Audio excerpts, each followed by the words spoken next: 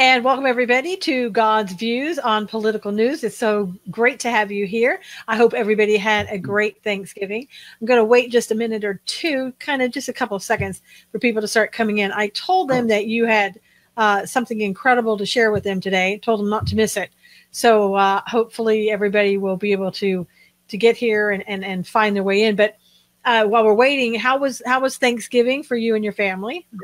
Well, I'm fatter than I was on Wednesday. So it was good, as I take it. It was good. It was good. We smoked a turkey and a rib roast. Wow. And so, yeah, we had a good Thanksgiving. Brandon and Melody were with us, and so it was good. Nice. Good. Well, everybody's starting to come in now. Robin's here, Teresa, Marlene, other people as they make their way in. Feel free, as always, to comment and ask questions. We're going to be talking about something special that occurred over the weekend with Bill. I'm going to be asking him some questions about it, and he's going to be giving you some thoughts about that. But Bill, tell us now, on Saturday, you had a special invitation. Tell us where that special invitation was and what it was about.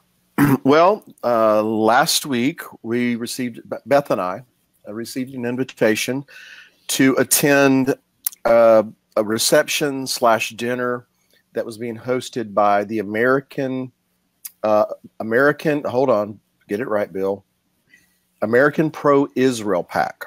Nice. A political action committee.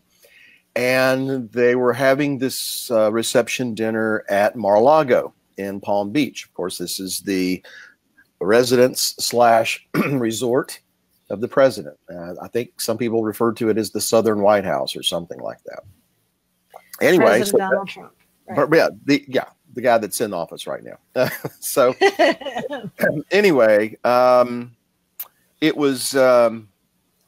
We were kind of stunned, number one, and so number two, we just decided, let's not go just for the sake of going. We need to feel like there's a purpose in all of this, because quite frankly, it was going to be kind of expensive, last minute flights, on and on and on.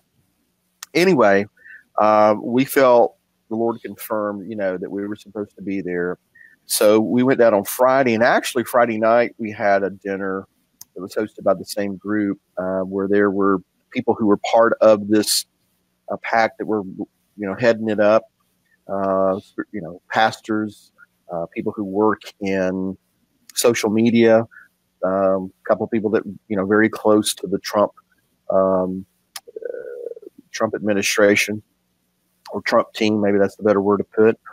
And, of course, Beth and I are just scratching our heads like, what are two hicks from Tennessee doing in the middle of all of this, But it was during that meeting that something else came up, and I was invited to be part of the program the next evening, which was on Saturday night.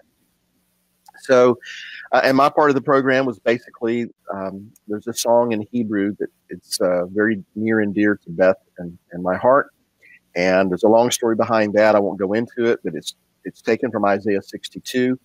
And what it's talking about is how we will not rest, how we will not keep silent until God restores Zion. And it's about Jerusalem. And of course, this political action committee is being formed with the idea that, A, we need to elect people to positions of power who are pro-Israel, not just in a word, but in deed, i.e. moving the embassy from Tel Aviv to Jerusalem, actually doing something rather than just talking about it. That we also need to be educating people, politicians, on the Judeo-Christian values that formed and shaped this nation. It didn't start out as this eclectic nation that just anything and everything went. It was based on some pretty fundamental and foundational principles that are contained in Scripture. And so I was kind of, not amazed, but just puzzled by the fact that there are so many conservative, pro-Israel congressmen and women who really don't understand the spiritual significance of Israel. And these were things that were told to me in conversations that we were having.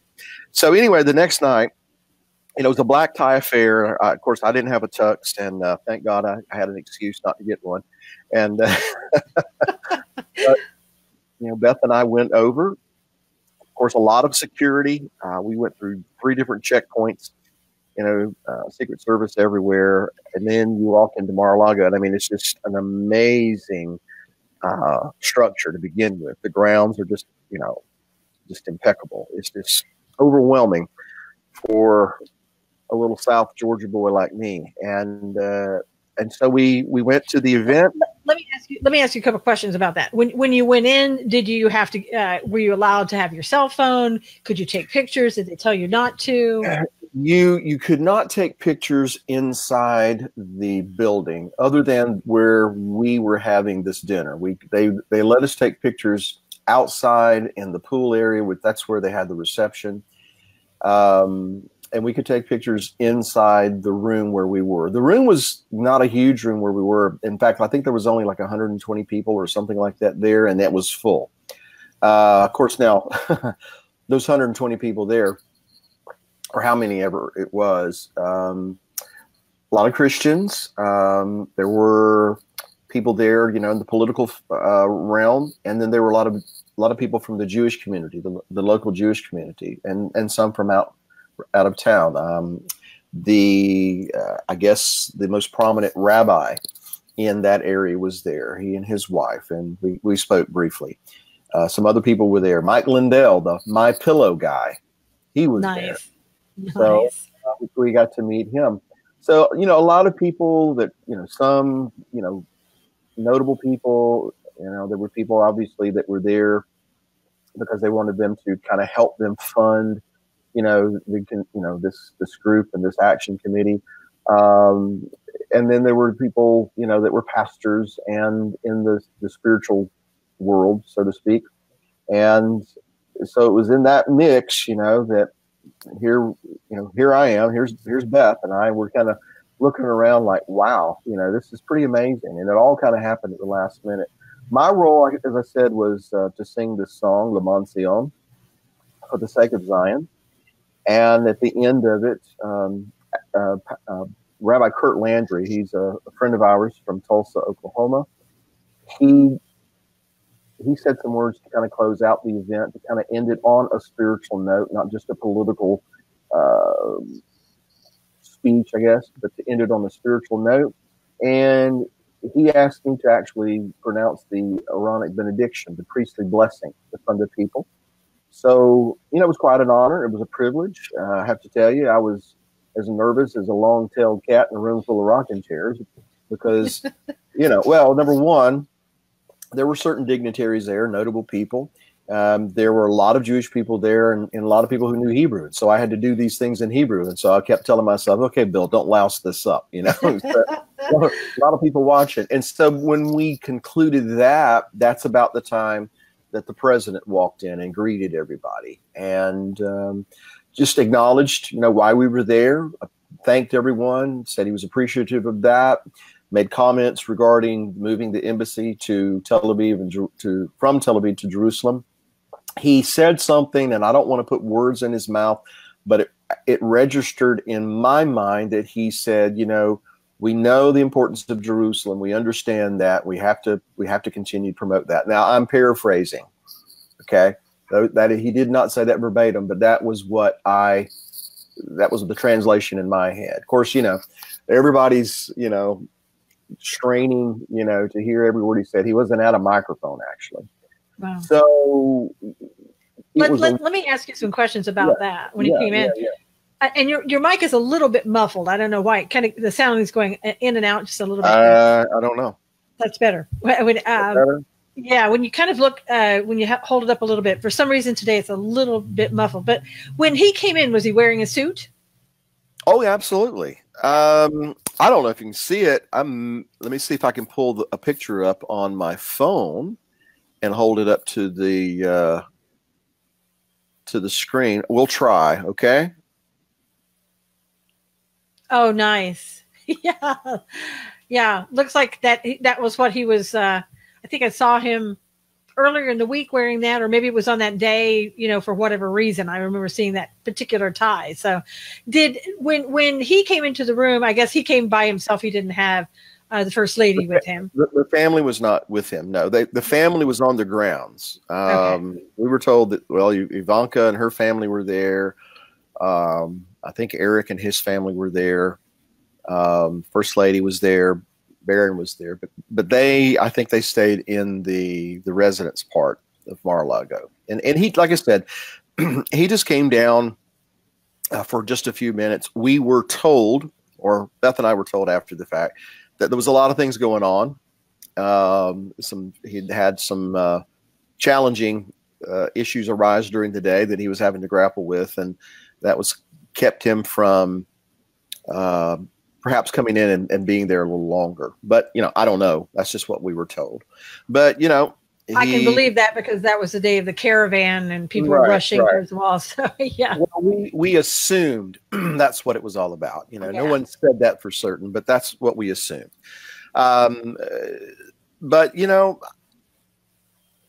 Beth and I were talking about this, and Beth made the statement, that I know what it's like for people to be tugging at you all the time, and I'm just a little peon, I can't imagine what it's like to be the most powerful man, politically speaking, on the face of the earth, and people are always going to be tugging at you. And so Beth made the observation, and that it was very gracious of him to do that, because he didn't have to.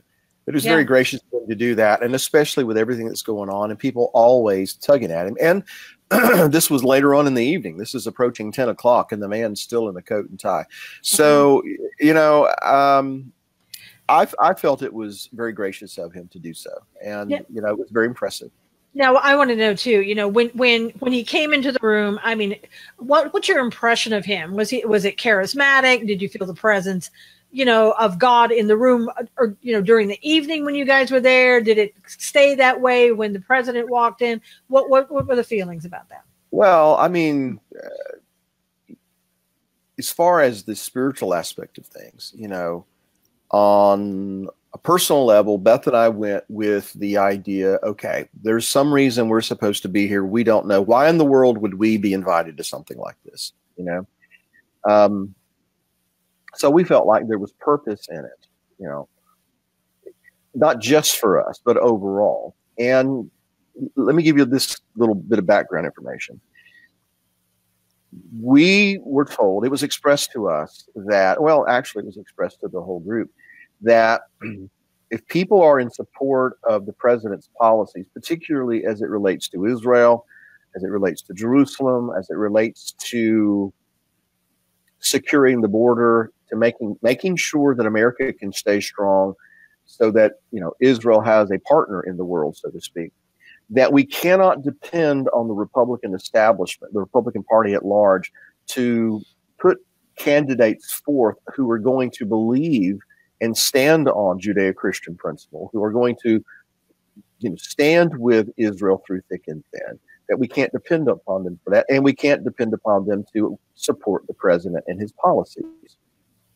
So that is the thinking behind this, that there needs to be an organization that is funded and that can put their support behind candidates who are going to want to restore Judeo-Christian values to the nation, who are going to want to restore the foundational principles that the nation was established upon, those kinds of things. And they weren't, demeaning the Republican Party. They were just saying we can't depend on them exclusively to make sure this happens. We've got to do something. And President Trump has given an example. He set the standard. He's fighting. He's resisting not only the opposing party, but, oftentimes people within his own party. And so there needs to be a group of people who are following that example to push back and to oppose those that would want to undermine, these fundamental principles. So, and I'm again paraphrasing all of this. So there was this air that something very significant was happening. I think a lot of people felt that. We certainly did.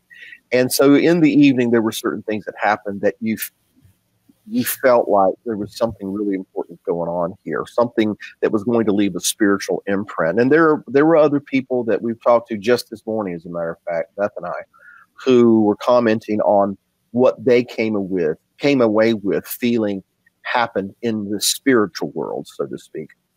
Now, as far as when the president came in, it was electric. I mean, he has a charismatic personality. There's no doubt about it.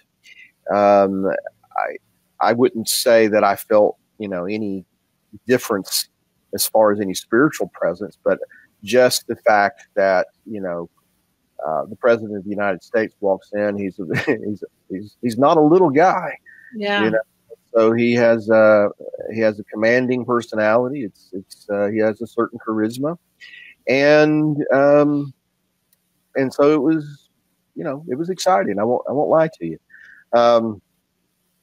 But going back to the spiritual aspect of things, right now, Beth and I are, we're still kind of working through where does this go as far as we're concerned, and there's things that I can't really talk about right now as it relates to me and to Beth and, our participation in this. And we're still kind of testing the waters, so to speak. And we're thinking there'll be some other reports to bring to you later.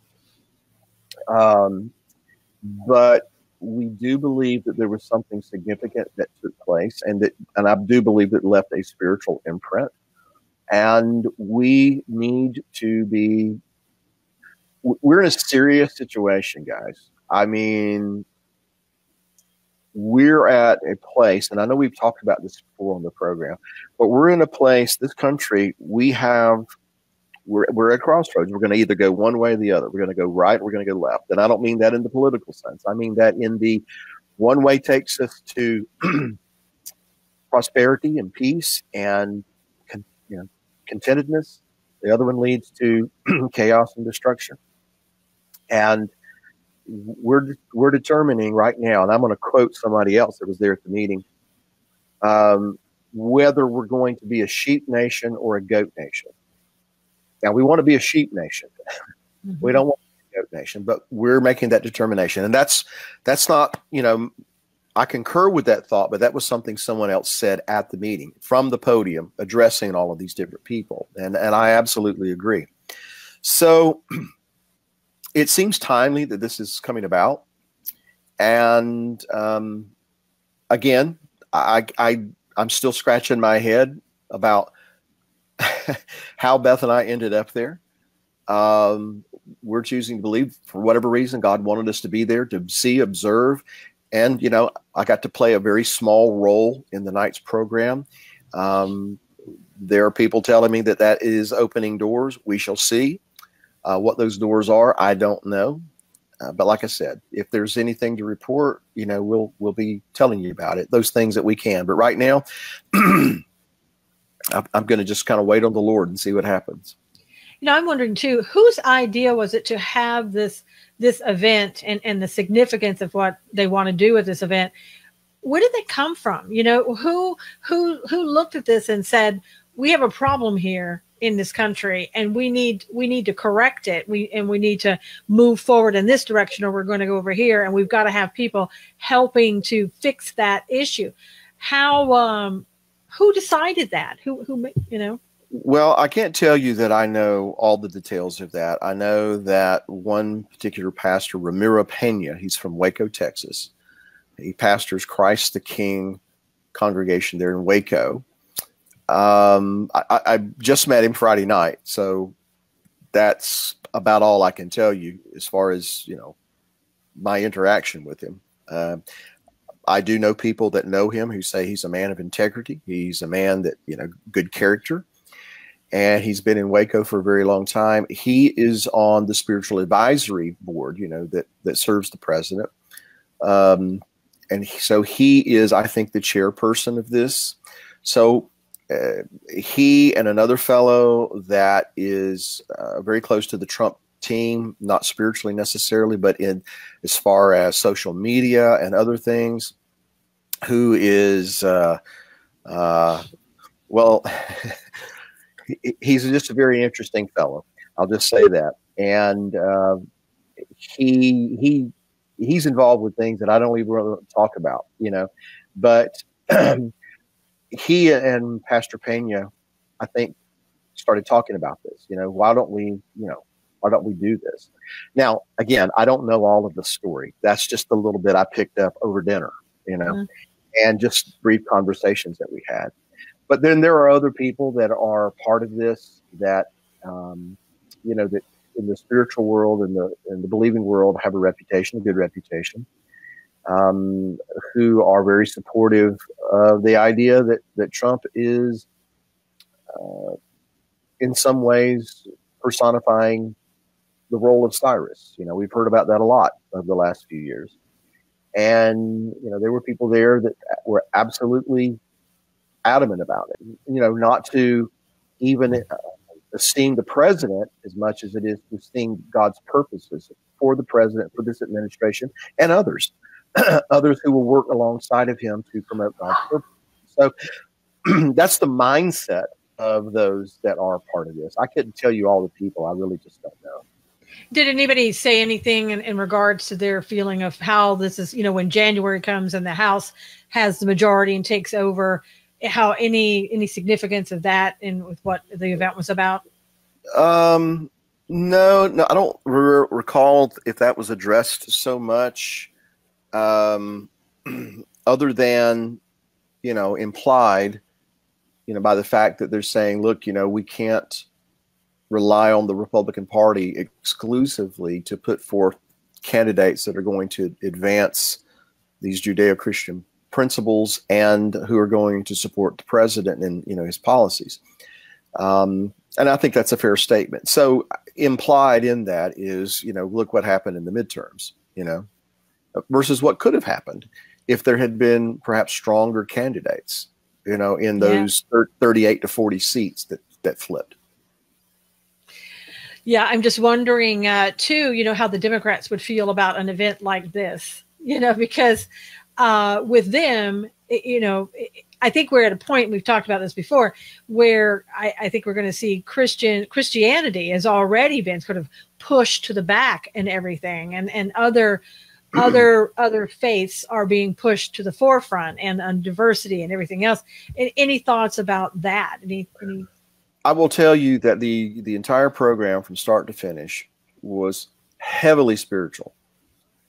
And I want to say this with all due respect. There were a lot of Jewish people there. A lot of Jewish people there.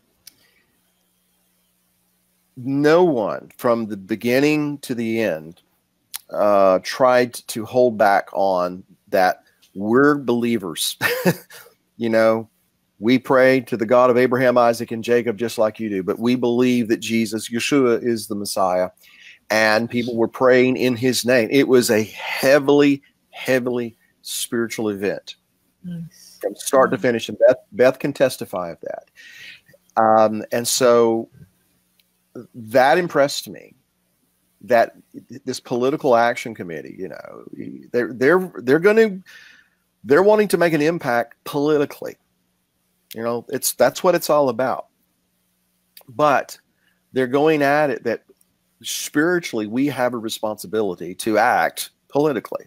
And so I came away feeling that this was more a spiritual event than it was a political event. You know, it was designed to generate interest, support, donors, those kinds of things, because unfortunately, to do anything in this world, it's going to take money. You know, that's just the way it is. Okay. And so they were definitely, you know, soliciting support, although I will tell you that was not done heavy-handedly. It was, you know, we're going to give you an opportunity to support our efforts here if you believe in what we're doing. But I was impressed by the fact that there was no hiding what we believe and who we believe in. And I was really, really impressed with that. So all in all, I guess what I'm trying to say is it impresses me that the President of the United States is embracing that. He's embracing the support of people like us who believe that the spiritual world is the most important one. You know, what happens in the spirit is the primary. What happens politically is secondary, but it is a reflection of what happens in the spiritual world. And the President of the United States, it seems to me, is unabashedly embracing that. That, ladies and gentlemen, has not happened in a long time. Yeah, I was going to say, and it also sounds like, and I wasn't there, so, you know, but it sounds like to me in what you said, that it's also an acknowledgement that that's what's missing in absolutely in politics and everything else, and in the Republican Party, that God is missing. And that's pretty amazing for a president, you know, to acknowledge that, like you're saying. Very amazing for that to happen. You know, I keep going back to this from time to time. You know, my caution about Trump, you know, the campaign as it unfolded and things he did and said. And, you know, it may be crazy, but I'm on board. This is God's man for this time. And one of the things that I felt impressed to share with the people at dinner that I was talking to is that, you know, with all of his rough around the edges ways, you know, the man is a fighter. He's courageous. He goes in and he has everybody coming at him in an unrelenting way, and yet he stands. Yeah. And that needs to inspire others to do the same. Not necessarily behaving the same way or saying the same things, but having the same kind of boldness and courage. And that needs to spill over into the believing world. You know, God has his plans, God has his purposes. And a lot of Christians, unfortunately, believe, well, you know, there are bad things that are going to happen. It's just the way it is. God's got this. And, you know, I don't really have to be involved because all these bad things were prophesied to happen. There's a Jewish adage that says, if you think the world's going to end tomorrow, what should you do today? And the answer to the question is plant a tree. The idea is, regardless of what's going to happen tomorrow, you need to act in today. You need to do what you are supposed to do today. And during our conversations at dinner is what this is all about and what they're wanting to do. You know, one of the things that I got to share with a few of the men there was that in the beginning, there was a garden, and that garden had boundaries, it had borders, and God put a man in that garden to not only take care of it, but to defend it, to protect it, to defend those borders. And that is a principle that we, I think, myself included at times, have forgotten, dismissed, that what God has given to us, he expects us to work it the way it's supposed to be. That is, to go back to the foundational principles upon which this nation was established. And by that, I mean biblical principle. And to defend it, to guard it, to protect against all of this other stuff that's wanting to come in, other philosophies, other mindsets, other religions that want to transform us into something else. That's not to say that other people can't come in. It's just saying that when they come in, they should want to be what we are, not try to make us into what they left. And I mean that in a spiritual sense. And so I felt, and I shared with a few of the men, that if, you know, one of the things that President Trump has done, at least for me, is to show me, number one, God will use anybody that's willing. Number two, God expects his people to defend and fight for those things that he's entrusted to them. And if they don't, the adversary gets in the middle of it and he destroys it. And you end up outside of that garden. You know, one of the things that I told Bill when he was going, I said, one of the reasons I feel that God is putting you there in that place is for you to make a decision and to know more than just make a decision, but for you to know whether Trump is the real deal. And you should, you know, be with him or against him. Did I say something like that to you, Bill? And I really feel like that was one of the important things, because for you to see, is this guy genuine or not? Do I believe that, you know, what he's saying, that God is present in what he's saying, and this is what we need to do, whatever it is that comes out of it or not. And I'm so glad that, to hear you say, that I'm on board, and I know what that means for you, and I know that means that you're on board with God, and that you feel that God is using Trump, and I think that's really good that you got to see that. That's one of the things that you got to see there. Well, that's one of the things we got to see, and like I said, he is embracing through the people that are heading this up, and what they said that this was all about, and the testimony that they have, and that's witnessed by others and spoken of by others. It tells me that Trump is embracing that. He's not running away from it. He's not trying to put him off back in the corner, like some have done. Right. No, he embraces it. In fact, one of the things that was shared is that in a meeting with, faith-based people of faith, Christians primarily, but some Jewish leaders as well, basically, Trump was saying, and I'm paraphrasing what he told us, what the Pastor Pena said. Right now, we have a voice in the White House. Yeah. And right now, God is giving us our voice back. And we need to take advantage of that. We do not need to be lackadaisical about this. We don't need to be shying away from doing something and being involved. And I'll be the first to admit, there have been times, not too long ago, that I'm like, I'm just so tired of having to choose the lesser two evils.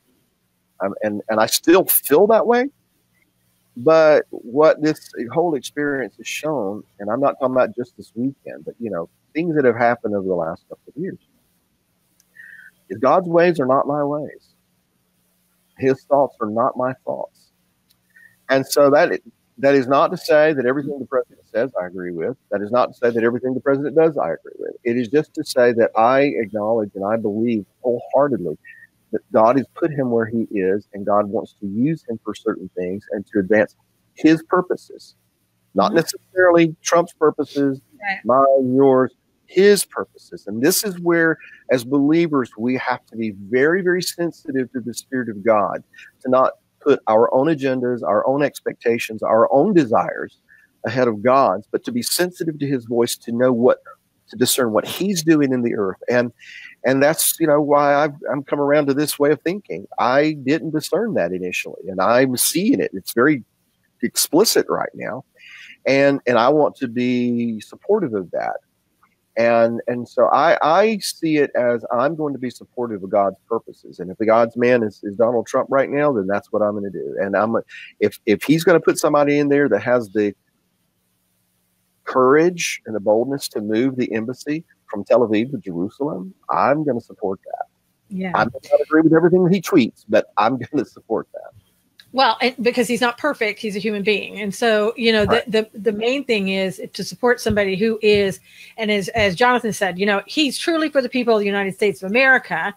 And I believe, as you do, that, God put him in this place at this time to do what it is that God wants him to do, for God and for the people of America, maybe for the people of the world. And I do think, that things that like this program, Bill, and it helps us to be able to speak out and to tell people about God and what God is doing in the world through the politics that we see and what's happening in our world. We can see what God is doing, God is moving. And so, I think that, you and I have talked about expanding this show and doing more things with the show. I think that we have a very limited time for what the president is doing unless God sees to it that he's reelected. We've got 2 years to make our voices even stronger and supportive of what God is doing. We've got, and with the House being the majority coming in, it is going to mean that it's going to be even more difficult for us to do what we need to do.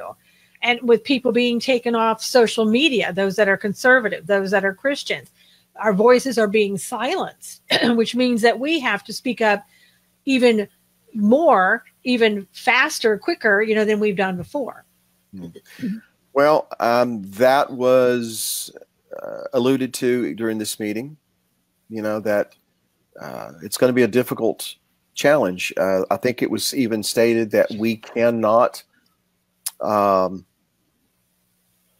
just assume that President Trump will be reelected. We can't just assume that things are going to go our way politically just because God had a purpose for Donald Trump.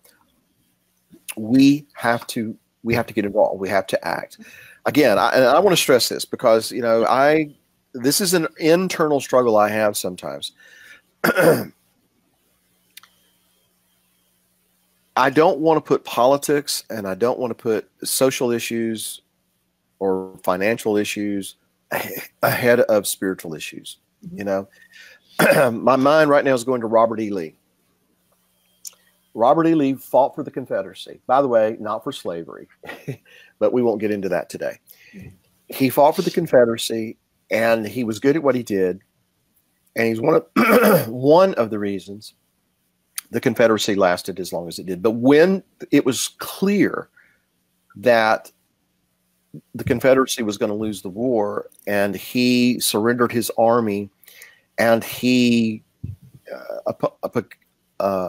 swore an oath of allegiance to the United States, his resolve was that, look, I did what I thought was right, but God has shown me that his purposes are something else, and I just need to adjust my life and my way of thinking and my convictions as far as politics go to God's will.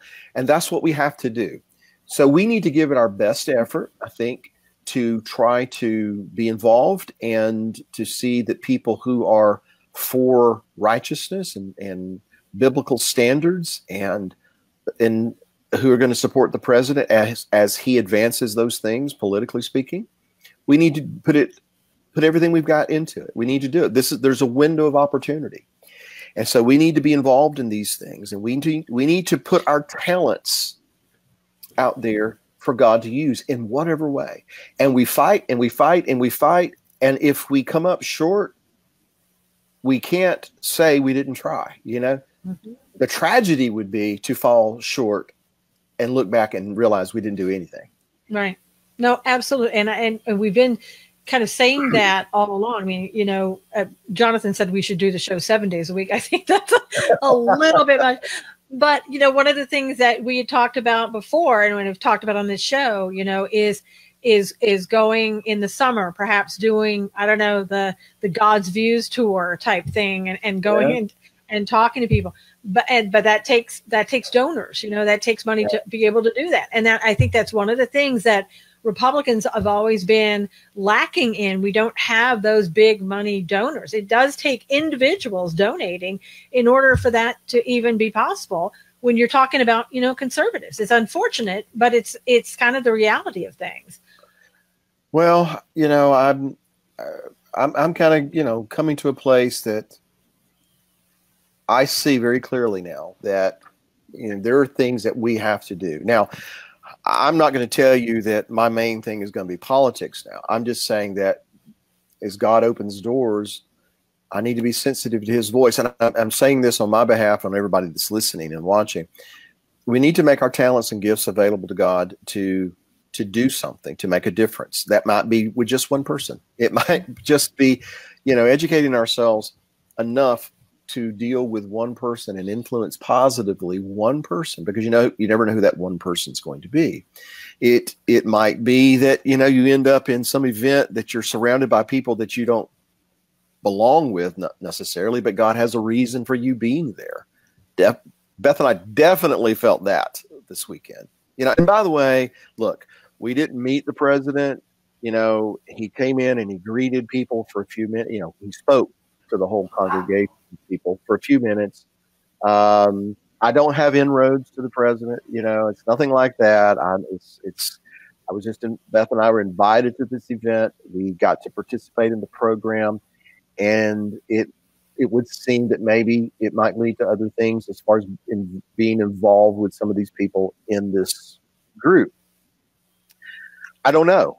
But that's what I'm saying. If we put our talents out there and say, okay, here I am, Lord, what is it you want me to do? How do you want me to be involved? What do I need to do to defend the borders that you've given me, the garden that you've entrusted to me? What do I need to do? What work do I need to do in the garden that you've given me that it would prosper and flourish and attract those who want to participate in that same thing? That's what we need to be asking ourselves. And let me say this, and I'll hush. As you can tell, I'm full today. A lot of things going on.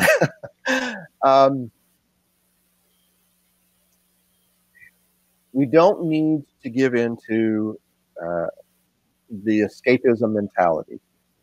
You know, and by that I mean we want, we want his kingdom to come, yes, but we need to keep in mind that his concern is there's a lot of people out there that don't know him. His heart is there are a lot of people who are lost, that he is not willing that any should perish. And through our efforts, not just political, but through our efforts to be involved in what's going on in the world, in our neighborhood, in our communities, in whatever capacity, at the end of the day, God's concern is about people's eternal souls, not being separated from him. And if America has served a purpose in times past, I believe it has been to be a safe haven, relatively speaking, for people, but to also be a light to people in dark regions, spiritually speaking, to take the truth of the gospel, to take the message of the Messiah to them. And that needs to continue just as long as it possibly can. And there are people on the left who would want to shut that down, who would want to silence our voices. Ironically, the song I sang the other night, in the Hebrew, it says, Lo echeshe, which means I will not be silent. Nice. So, Teresa wants you to sing it, by the way. She's been asking a couple times that you sing the song. Oh, Teresa, you're going to put me on the spot. All right, I'll do it in Hebrew. And you sure you want me to do this? Yeah, go ahead. Teresa's been asking 3 times. I mean, I'm not going to ignore her. All right. Let's see if I can do it. Hold on. Let me get something to drink. I'm still fighting that respiratory stuff.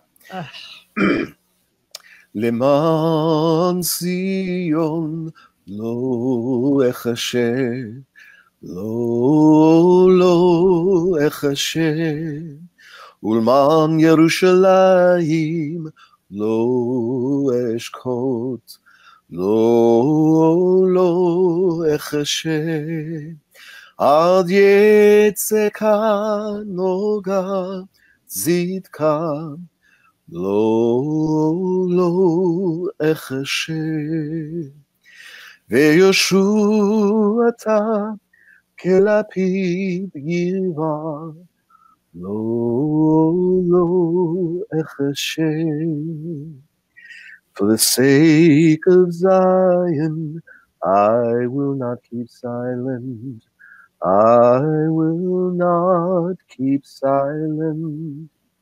And for the sake of Jerusalem, I will not rest. I will not keep silent until her righteousness shines forth. I will not keep silent, and until her salvation shall burn as a torch, I will not keep silent. Lo echashe. Wow, that's beautiful, Bill. That's very beautiful. Great voice. Yeah, very nice. Everybody's saying thank you, awesome, wonderful. People are crying. So how wonderful. And was that bad? It was that good. It was that good. And I just wanted to ask you to say the Arianic blessing over all of us, if you will. Well, let's do that at the end. How about that? we'll do that at the end. We'll do that at the very end. Okay. And I think that, everybody's saying thank you and they have tears. So that's so wonderful. But I think that, part of what most of us know is that we're, for me at least, we're so close to God's return. I feel God's presence. I feel what's going on. I use politics as a gauge, not that politics is the end all to be all, but a gauge as to where we are, where our society is. And I think people can relate to it. And then they can relate to that through politics and what God would say about what's happening. And that's why I like to have the political end of it kind of mixed in there with that. But I think you only have to turn on the TV and or the internet and to see what's going on in the whole world, and to know that time is short. And one of the things, this past weekend, when we talked about this before with the Caravan, that's so much more significant than just a bunch of people running towards a wall. Right. What that is all about is globalism, destroying the borders, destroying America. And I'm not even talking about the people. I mean, I know people want to say, oh, you don't like certain people. It's not about that.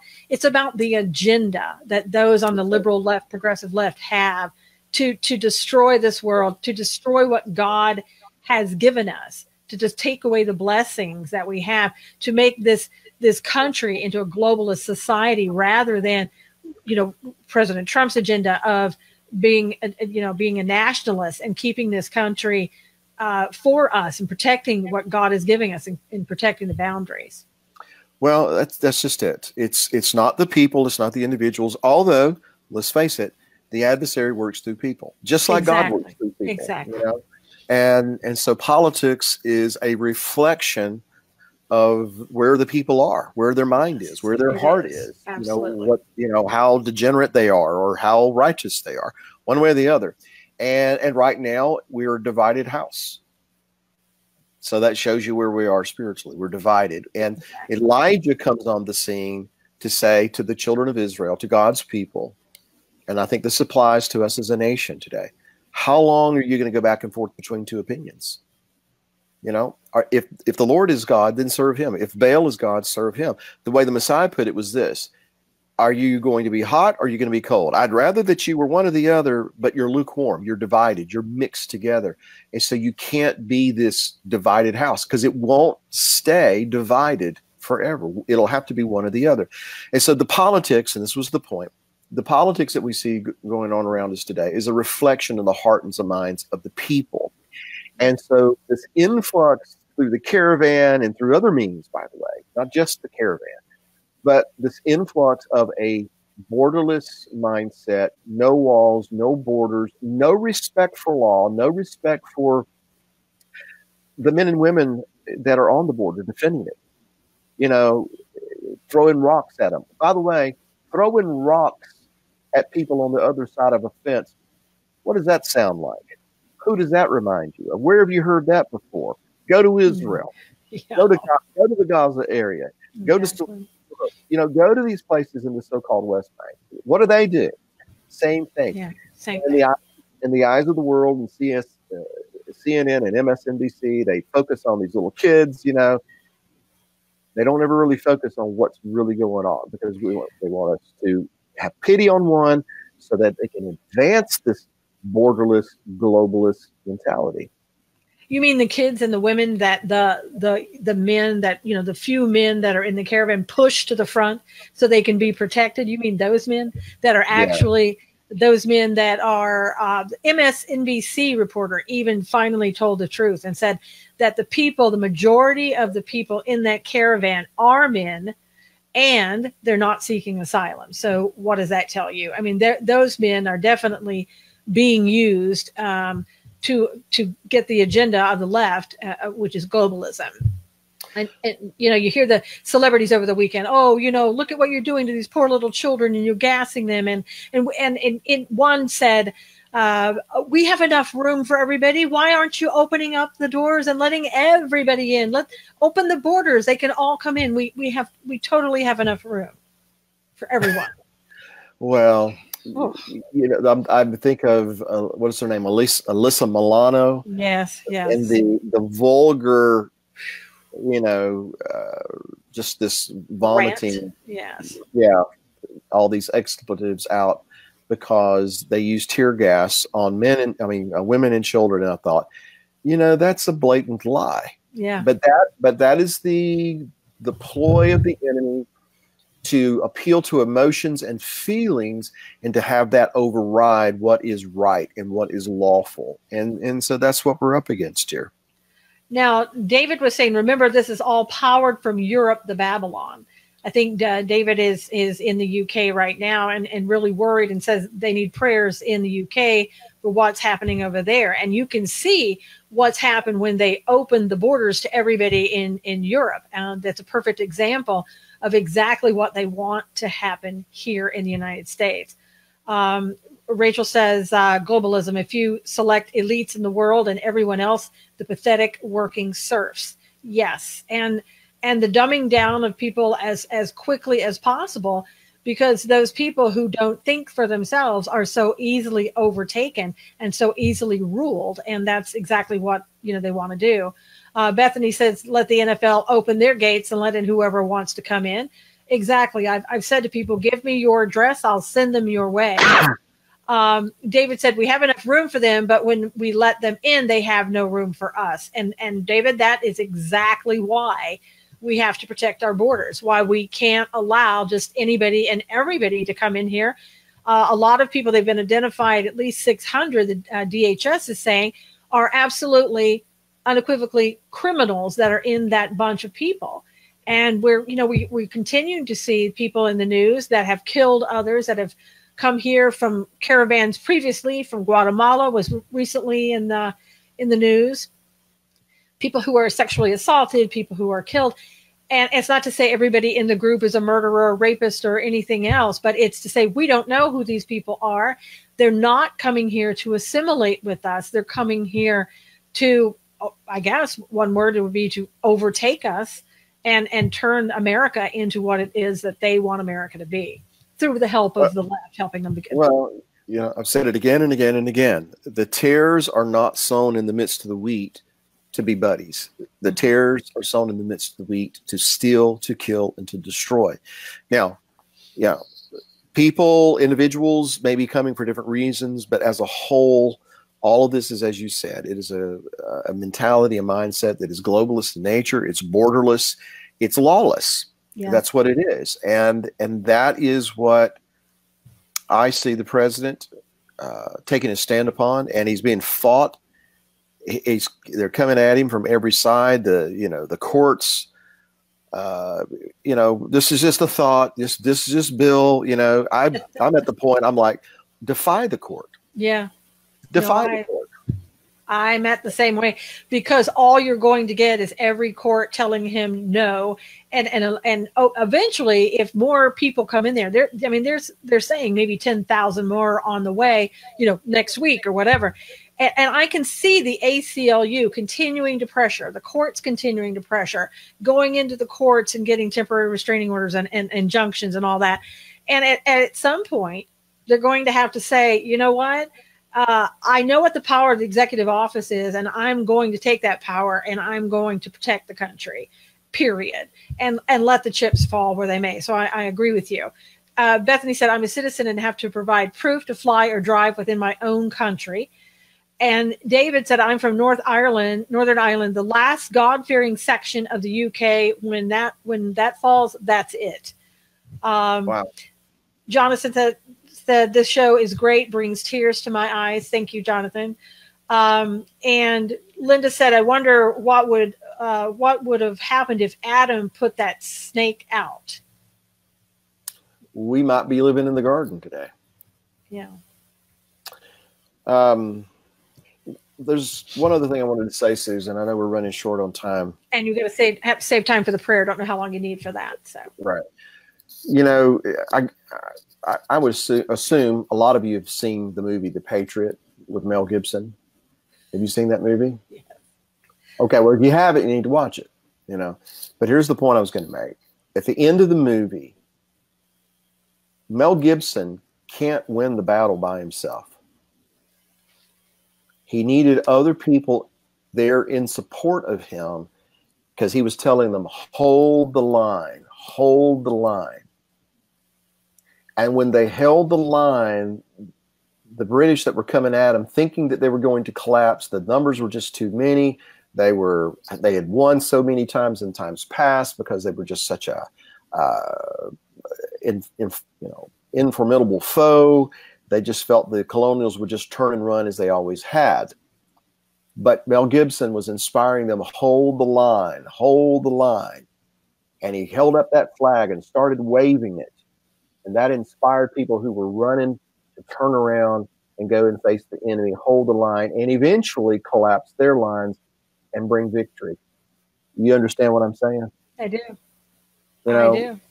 The president can't win this battle by himself. Exactly. He's going to have people who are willing to stand in support, who are going to be willing to face the bullets and the bombs and the accusations and all these different things. And instead of collapsing, as has been our tendency in times past, because we don't want to get involved or, you know, whatever. Or we're concerned of what might happen and what people might say or whatever. Whatever the motivation. The president can't do this by himself, and I think that's that's what I picked up on. The Lord was speaking to me. Yes. You know, yes. we have to be in support. We have to be there. You know, he may be the one waving the flag, so to speak, right, but we're the ones that are going to have to go face the enemy and face down the enemy. Right. And this is what I know from Scripture, that the enemy is uncircumcised, and I mean that in a spiritual way, has no protection. Has none. Mm-hmm. If we can ever get that in our hearts and minds, the enemy has no protection. That if we go in the name of the Lord, it's not that we won't suffer. It's not that we won't be, you know, impacted in some way. We will. But if we will go in the name of the Lord, trusting and believing in him to be strong and of good courage, then we can carry the day. We can win the battle. You know, in the end, he is going to return. He is going to establish his kingdom. Yep. You know, that's inevitable. But as long as he has purpose for us today, we need to take action. And Darlene said Braveheart, and that's the Mel Gibson movie. Also, you should see, because that one will give you a lot of encouragement and to fight the fight. And so the other one is great too, but this one, Braveheart, is pretty amazing movie. You know, the war against us and our faith in Christ is relentless every day. David is saying. Marlene said, run and don't grow weary, brothers and sisters. Linda said, God bless you all. He will help us to hold the line. Mighty and powerful is his name. And I think that's, you know, absolutely true. What we need to do each and every day, we've got to know that this is all of our battle. This isn't just Donald Trump. We can't focus on Donald Trump and expect him to save us. It's about us doing our part, what God wants us to do, and doing it until God returns or until God says, you know, stop, that type of thing. Now, Bill, we've got like 2 minutes left. Do you want to go ahead and do the prayer? Well, let me do this. I saw a comment earlier that we all need to come together and become the one new man. And I think Renee made that comment. And I wholeheartedly agree. And just so you'll know, Renee, at the end of this meeting the other night, what Kurt Landry said is that we need to come together as the one new man. And then that's when he said the Shema, and we did the Aaronic benediction, which is this. Yivarechecha Adonai v'yishmerecha, Ya'er Adonai panav alecha v'chunecha, Yisa Adonai panav alecha v'yasem lecha shalom. Hashem Yeshua HaMashiach Sar Shalom. The Lord bless you and keep you. The Lord make his face to shine upon you and be gracious unto you. The Lord lift up his countenance upon you, give you peace. And we pray this in the name of Yeshua, the Messiah, who is the Prince of Peace. And God said, this is the way that you bless my people, and I will put my name upon them, and I will bless them. Amen. Amen. Woo! Gave me chills there, Bill. lot of emotion out of today's show. I hope everybody, you know, felt the same thing that and I think a lot of people did. A lot of people said having chills. A lot of stuff came out of this. And, you know, your purpose for going there is continuing to grow. I feel it. I know it. coming here today and telling everybody else is also part of that. So thank you, everybody, for coming here. God bless you. And please share the show with everyone. And until next week, take care. We'll see you then. Shalom.